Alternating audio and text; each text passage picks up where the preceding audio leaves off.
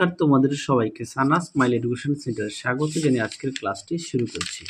আজকে তোমাদের সঙ্গে আলোচনা করব তোমরা যারা পঞ্চম শ্রেণীর প্রথম পর্যায়ক্রমিক মূল্যায়ন পরীক্ষা দেবে তোমাদের জন্য রায় ও মাটির প্রশ্নচিত্র থেকে আজকে সমাধান করব পঞ্চম শ্রেণীর পরিবেশ বিষয়ে মডেল নাম্বার 11, অর্থাৎ 11 নম্বর স্কুলে যে সমস্ত ছোট ও বড় প্রশ্নগুলি আছে তার সমস্ত প্রশ্নের উত্তরের সমাধান করে দেখাবো। চলো দেরি না করে মূল বিষয়ে যাওয়া যাক। একে দেখো, আমাদের শরীরে বর্ম হলো উত্তরটা লিখবে চামড়া, অপশান ক। দিয়ে দেখো কোন প্রাণীর চামড়া সবচেয়ে পুরো, উত্তরটা লিখবে গন্ডার, অপশান ক। তিনে দেখো বিলে মাটিতে বেশি পরিমাণে থাকে, উত্তরটা লিখবে বালির কণা, অপশান ঘ। একটি মেরুদণ্ডী প্রাণী হলো, উত্তরটা লিখবে টিকটিকি, অপশান গ। তারপর দেখো কোন পাখিটি আমরা আর তেমন দেখতে পাই না, উত্তরটা লিখবে শকুন, অপশান ঘ। পরবর্তী দেখো শূন্যস্থান পূরণ করো। 2-এর একে একটি অমেরুদণ্ডী প্রাণী হলো, উত্তরটা লিখবে কেঁচো।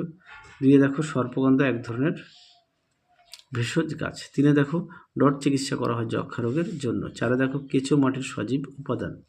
5-এ দেখো দার্জিলিংয়ের চা স্বাদে ও গন্ধে জগৎ বিখ্যাত। 6-এ দেখো পায়ের তলার চামড়া খুবই পুরু। পরে দেখো ক স্তম্ভের সঙ্গে খ স্তম্ভ মেলাও। 1টা হবে খ, 2-এরটা হবে গ, 3-এরটা হবে ক, 4-এরটা হবে উম, 5-এরটা হবে ঘ। পরটা দেখো এক কথায় উত্তর দাও। আঙুলকে বাঁচায় কে, উত্তরটা লিখবে নখ। বয়স বাড়লে চুল সাদা হয় কেন, উত্তরটা লিখবে মেলানিন কমে যায়। 3 দেখো কোন চামড়া রোগের বিরুদ্ধে বেশি লড়াই করতে পারে, উত্তরটা লিখবে কালো চামড়া। 4 দেখো ত্বকে রোদ লাগলে কোন ভিটামিন তৈরি হয়, উত্তরটা লিখবে ভিটামিন ডি। 5 দেখো বিসিজি টিকা কেন দেওয়া হয়, উত্তরটা লিখবে যক্ষা রোগ হলে। পরটা দেখো দোআঁশ মাটি কাকে বলে। দেখো প্রশ্নের উত্তর।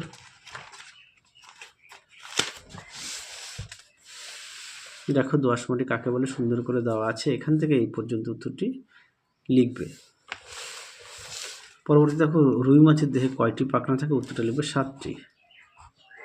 তাহলে চলো আজকের মতো এখানেই সমাপ্ত করছি। আবার দেখা হবে খুব শীঘ্রই তোমাদের পরবর্তী ভিডিওতে। তোমরা সবাই সুস্থ থেকো, ভালো থেকো। আজকের মতো টাটা।